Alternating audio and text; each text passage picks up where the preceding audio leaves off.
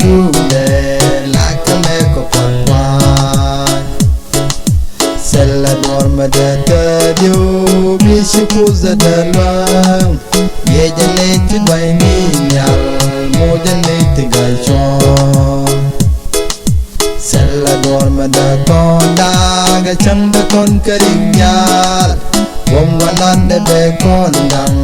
sella yang shukon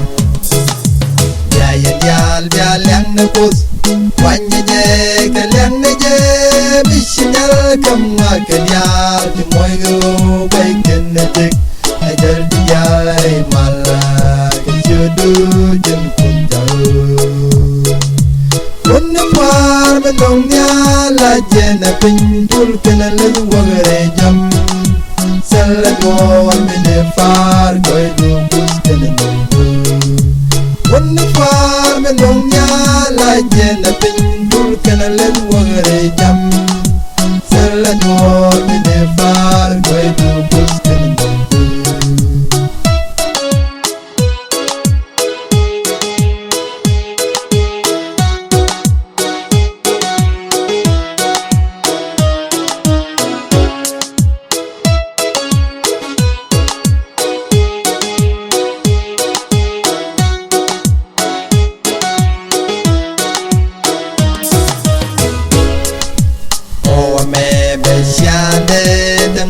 gam ke yesin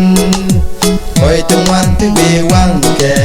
ken dia ke pengkon dulu syukur dan we selador me biagwe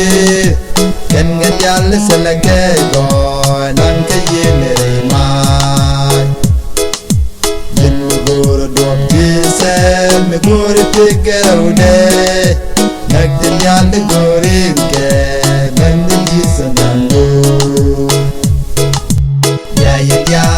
lang na pus wanya je ka lang na je bishal kam ma ka dial ti moy go bai ken na tik ai dal dial ai mala ka chudu jin kun dau kun par me dong nya la je na pin tul ken la wagare jam sala go me de far go du bus ken kun par me dong nya la je na pin tul ken la wagare jam sala go me de far go du bus ken ri je me shud ke ne wan ne yal ti dal ko chang me dal ko re pa put chi shud de chang me dal ko yer man nyal chang me dal ko pin mon was to God the man the gin was koya was kumala jato wano bako jinya ketengah yang ye du menga keto ajen bene kunyazba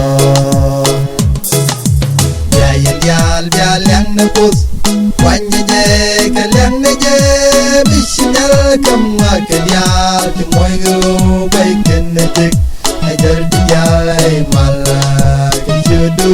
jin kun dau kun par me dong nya la je na pin tul ken la wagare jam sala go me de far go du bus ken